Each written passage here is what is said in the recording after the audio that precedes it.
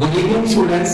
This I am Sharma, and today we are about to discuss the most important topic about Nazism and the rise of Hitler के बारे में। मतलब कि आज का जो हमारा वीडियो लेक्चर है वो किसके बारे में, आपका नाजीवाद और हिटलर के उदय होने के क्या-क्या कारण थे, जो इस वीडियो लेक्चर में डिस्कस करेंगे।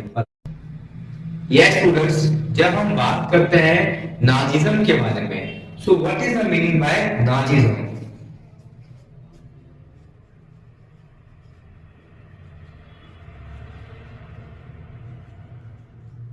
मतलब कि आपका नाजीवाद क्या है?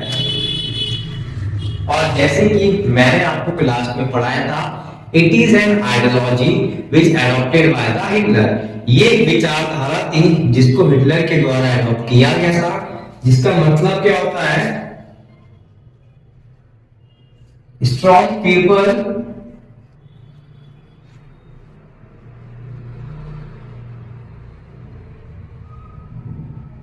स्ट्रॉन्ग कंट्री, मतलब जिस देश के ताकतवर लोग होंगे वो देश अपने आप क्या हुए, ताकतवर होगा। इस पूरे डेफिनेशन को हम किस नाम से जानते हैं? आपके नाजीज्म के नाम से। Now the next question is reason there. यहां पे एक नया क्वेश्चन उठता है students, reason behind to develop of the Nazism. ये अचानक से यूरोप में नाजीवाद की विचारधारा कैसे आ गई थी, क्या रीजन थे, वो आज की इस वीडियो में डिस्कस करेंगे।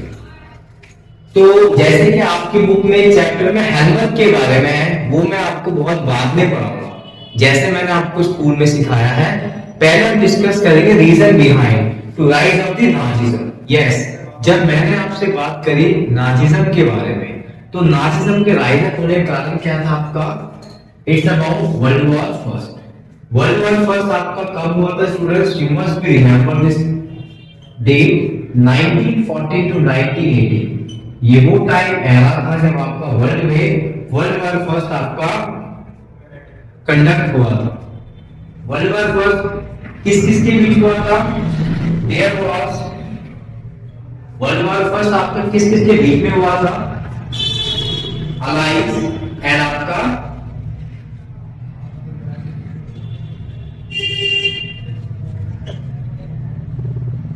Central power. एक साइड था आपका अलाइज, एक साइड था आपका सेंट्रल पावर, जिसको हम किस नाम से और जानते हैं? एग्जाम में क्वेश्चन आ सकता है आपके, द एक्सिस पावर। अलाइज का मतलब क्या होता है? वो country those promoting the democracy.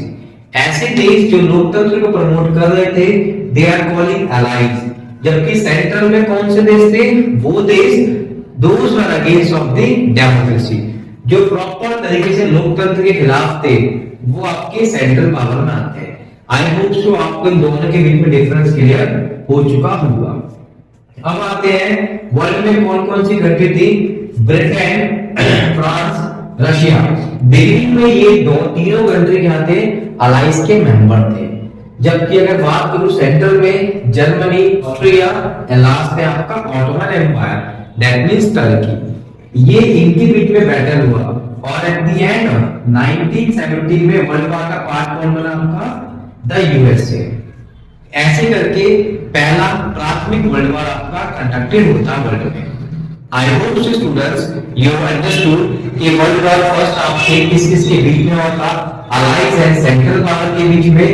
और इसको हम क्या बोलते हैं? डेमोक्रेटिक। इसे बोलते हैं हम क्या? डेमोक्रेटिक। अब टॉपिक पे वापस आते हैं, रीजन बिहाइंड नाजीज्म, राइजम। नाजी के उदय होने का क्या कारण था और हिटलर के उदय का क्या कारण था? आगे बात करते हैं, वर्ल्ड वॉर वन आपका कंडक्ट हो गया, 1918 में क्या वर्ल्ड वॉर फर्स्ट आपका एंड हो गया। तभी तो अलाइज के द्वारा इंट्रोड्यूस हुआ आपका आईएनटी, जैसे कि मैंने आपको क्लास में पढ़ाया था, इंटरनेशनल मिलिट्री ट्रिब्यूनल। ये एक ऐसा संस्थान था जो आपका against of the central power organise किया गया था। Why organise to INT? INT का काम क्या था?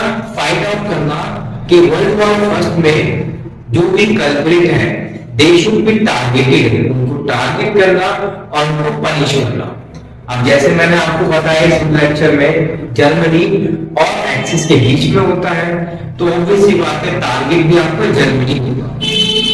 और हुआ भी कुछ ऐसा ही, वर्ल्ड वॉर फर्स्ट में आईएमटी के द्वारा टारगेट किया गया जर्मनी को और जर्मनी पे ट्रीटी लगा दी गई। It is called the Versailles pact. अब ये वर्साइल्स संधि है क्या? विश्व के इतिहास में इसको हम शांति समझौते के नाम से जानते हैं। Exactly it is called peaceful treaty. इसका काम क्या था? इस वर्ल्ड वॉर के एंड करना, इस वर्ल्ड वॉर को एंड करना, साथ में उन देशों को पनिश करना जो लोग इसके लिए क्या थे आपके रिस्पॉन्सिबल थे। और रिस्पॉन्सिबल कौन थे? I told you it is the Germany. अब जर्मनी पे इंपोज की गई वर्साइल्स पैक्ट, और जैसे ही वर्साइल्स पैक्ट को इंपोज किया गया, फर्स्टली उनके सैंक्शंस किए गए।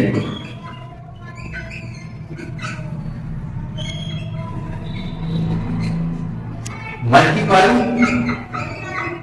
बेरियर, उनपे कई सारे प्रतिबंधों को लगाया गया, जैसे कि आपका इकोनॉमिक कॉलोनीज। मैंने आपको पढ़ाया था क्लास में, कॉलोनीज का मतलब क्या होता है? जिस देश को आप कैप्चर करते हो। उस समय एल्सस एंड अफ्रीका, ये दो ऐसी कंट्री थे जो एक टाइम पहले गुलाम थे आपके किसके? जर्मनी के। अब इनको हमें वापस करना पड़ेगा। Next point, reduce the army. Second point क्या करा गया? वर्साइल्स पैक्ट के द्वारा जो आपकी जर्मनी की आर्मी थी उसकी पॉपुलेशन को कम किया गया। क्यों? ताकि दोबारा से वर्ल्ड वॉर फर्स्ट जैसी कंडीशन जर्मनी क्रिएट ना कर सके। And last but not least point, it was about to put on them multiple barrier। कैसे barrier थे? अब जर्मनी कभी ऊपर ट्रेड नहीं कर पाएगा, जर्मनी को डिवाइडेड किया गया अलाइंस के पास कि अब जर्मनी के भागों पे अलाइंस रूल करेगा, and Germany now become the colonies of the alliance. अब जर्मनी को क्या अलाइंस का कॉलोनीज बनना।